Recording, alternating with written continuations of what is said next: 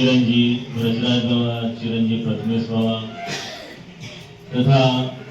आ बैठकजी में आ यात्रा में आवेला सर्वे वल्लभना लाडीला वैष्णवजनों खूब ज आनंदनो अवसर है कि आपणे जे अमे भाव विचार कर्यो हतो कि वर्तमान समयનું 2025નું વર્ષ ચાલુ થયું તો મનમાં એ ભાવ જાગ્યો કે આ નવું વર્ષ શ્રી વલ્લભની સેવાથી વલ્લભની કૃપાથી આપણો પ્રારંભ થાય તે મનોરથ મનમાં જાગ્યો અને ઘણા વૈષ્ણવને અમદાવાદમાં એવી પ્રેરણા થઈ કે જે આપ લઈને જાઓ અને મનમાં બધાને તગડીનો જ ભાવ એ પણ એક જો વલ્લભનો બોલાવો કહી શકાય કે એક જ જગ્યા માટે 4 લોકોએ કીધું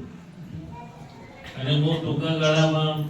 આ સુંદર યાત્રાનું આયોજન થયું અને વિશાળ સંખ્યામાં આપણે જો વલ્લભનો મેળો નાદથી કહેવાય કે આ બધા વ્રજ ભક્તોની જે માટે મોટી સંખ્યામાં ઓછા સમયમાં આપણે આવી શક્યા કારણ કે ભગવાનની વેણુનાદ વિશે તો ખબર છે પણ વલ્લભનો પણ થાય છે એસી બંસી બાજી બંધન મેં એસી બંસી પછી વલ્લભનો પણ વેણુનો નાદ થાય છે અને આ સ્થાન અસાધારણ સ્થાન છે તગડીની બેઠક કારણ કે અહીંયા શ્રી મહાપ્રભુજી વૃક્ષ નીચે બિરાજ્યા હતા પારાયણ કરી રહ્યા હતા અને અહીંયા એક બ્રાહ્મણનું ઘર હતું અને બ્રાહ્મણના બે બાળકો હતા અને એ સમયમાં આપણી માતા માખણ તૈયાર કરીને રાખતી અને પાણી ભરવા ગઈ અને બ્રાહ્મણ જ્યારે પાછો આવીને જોવે છે તે બાળકો અસાધારણ સાક્ષાત એક શ્રી કૃષ્ણના સ્વરૂપમાં દર્શન થયું એક બલરામજીના સ્વરૂપમાં દર્શન થયું અને જે સારસ્વત કલ્પની અંદર માખણ ચોરીની લીલા કરી એવી જ માખણ ચોરીની લીલાના દર્શન અહીંયા કરાવ્યા અને શ્રી વલ્લભને કીધું આપ જરૂરથી પધારો અને અહીંયા જુઓ અમારા ઠાકોર વલ્લભ ખૂબ આશીર્વાદ આપ્યા કે અમારા પ્રભુની લીલા અહીંયા ચાલી રહી છે અને બ્રાહ્મણીને સેવક બનાવ્યા તો એવું દિવ્ય સ્થાન છે કે સારસ્વત કલ્પની લીલા એ આ વર્તમાન સમયમાં પણ વલ્લભ કૃપાથી અહીંયા થઈ છે અને જો આપણે આ ગામના નામનો અર્થ જોઈએ તો ગ બી જાણે ઘણા નામ બધાજી બંને રીતે સમજો છો ત એટલે કે તાપ ગ એટલે કે ગોપાલ બી એટલે કે દર્શન કે જ્યાં ભક્તના તાપથી ગોપાલે સુંદર માખણ ચોરી લીલાના દર્શન આપે એ જ આપણું કર્તવ્ય છે વ્રજની ભાષામાં જો સમજીએ જો પુષ્ટિ માર્ગ છે ને પાછો ફાઇનલ સમજો તો વ્રજ ભાષામાં જોવું તો વ્રજ ભાષામાં કોઈ રૂષ્ટ પુષ્ટ દેખાય કોઈ ભાઈ બહેન હોય કે વ્રજમાં પાળો પણ રાખતા કે ગમે તે રાખતા અને રૂષ્ટ પુષ્ટ હોય તો વ્રજવાસી શું કે બડી તગડી હે એટલે અહીંયા વલ્લભની એવી કૃપા વરસવાની છે કે બધા જ અમારા એવા હેલ્ધી અને તગડા થઈ જશો ને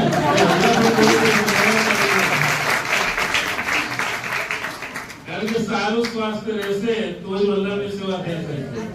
એટલે અહીંયાથી આપણે એવા આશીર્વાદ પ્રાપ્ત કરવાના કે બધાનું સ્વાસ્થ્ય સારું રહે અને એક થયું અને બીજી યાત્રાની તૈયારી હવે તો જો અમારા વલ્લભ બોલાય તો અમારા દ્વારકાધીશ પણ તેડું આપી રહ્યા છે દ્વારિકાનો રાય તો રાજા છોડ દ્વારિકાનો રાય તો રાજા છોડ છે દ્વારિકાનો રાય તો રાજા છોડ છે એની મને માયા લાડી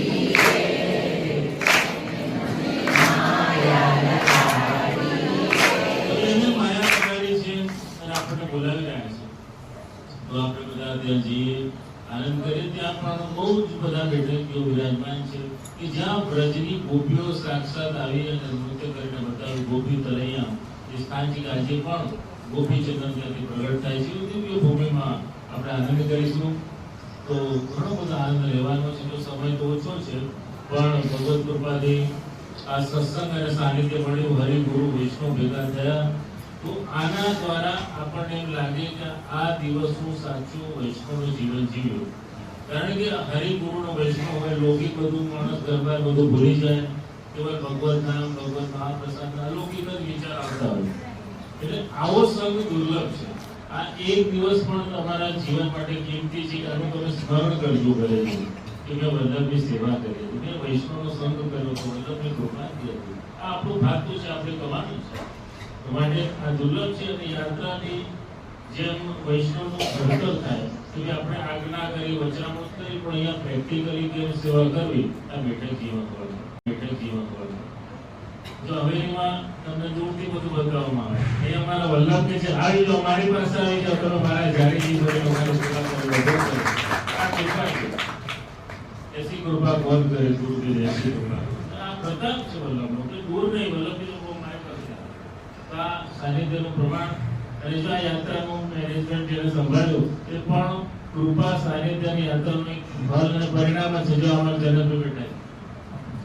તો વર્ષો પહેલા આ જગ્યાએથી અમે યાત્રા ચાલુ કરી હતી સૌરાષ્ટ્ર બેઠકની, ત્યારે આ ટ્રાવેલ વાળા તરીકે આવ્યા હતા અને કોઈ એવો પરિચય નહોતો. તો અમારી સાથે બેઠકજી કરતા ગયા અને એમ આના હૃદયમાં ભક્તિ ભાવ જાગતો ગયો. એટલે નારાયણ સરોવર ગયા ત્યાં આમનામાંથી બધો વેપારી ભાવ નીકળી ગયો, પરમ વૈષ્ણવ બની ગયા. ત્યારથી વેપારીને પણ વૈષ્ણવ બનાવી શકે તો અમારા વૈષ્ણવને તો પરમ વૈષ્ણવ બનાવે. તમારી સામેના દાખલાઓ છે કેવું માણસના જીવનમાં પરિવર્તન થાય છે. અનેક લોકોને જોયા છે. તો માટે બધાને ખૂબ ખૂબ શુભકામના, શુભાશીર્વાદ પાઠવું છું કે આપણે ખૂબ ભગવત નામ લેતા રહીએ અને ઘરમાં એક બે ચોક્કસ રાખજો કે હવે આપણે જવાનું છે યાત્રા કરવા. એક